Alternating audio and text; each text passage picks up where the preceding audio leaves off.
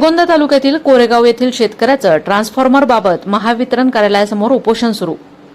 श्रीगोंदा तालुक्यातील कोरेगाव येथील शेतकरी आबासाहेब सोपान रणसिंग यांनी ट्रान्सफॉर्मर मिळण्याबाबत महावितरण कार्यालयाकडे 2022 रोजी अर्ज केला होता.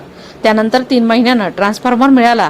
मात्र आता महावितरण कार्यालयाकडून ट्रान्सफॉर्मर काढून घेऊन जाण्याची तयारी केली गेली आहे. ते सांगत आहेत की तो ट्रान्सफर तुमचा नाही तर दुसऱ्याचा आहे. तुमचा कोटेशनचा चेक घेऊन जा.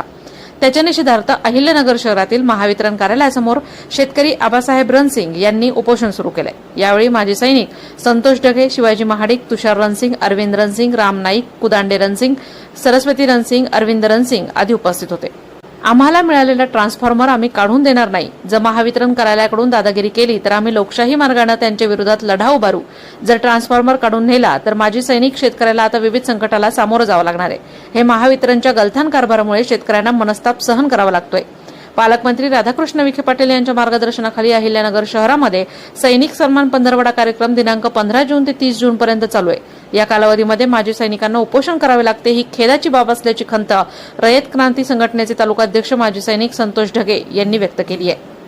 प्रतिनिधी दीपक कासवा, अहिल्यानगर. मी तालुकाध्यक्ष संतोष ढगे, रयत क्रांती तालुकाध्यक्ष. सदर शेतकरी आबासाहेब सोपान रणसिंग यांनी 2022 रोजी कोटेशन भरलं होतं.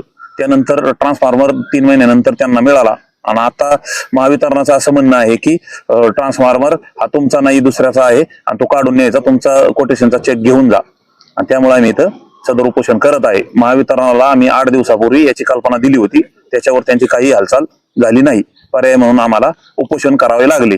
आपल्या जिल्ह्याचे पालकमंत्री माननीय राधाकृष्ण विखे पाटील यांनी सैनिक सन्मान पंधरवडा 15 जून 2025 ते 30 जून 2025 हा कार्यक्रम लावलेला असून त्यामध्ये आम्हाला उपोषण करावं लागत आहे. ही एक खेदजनक बाब आहे.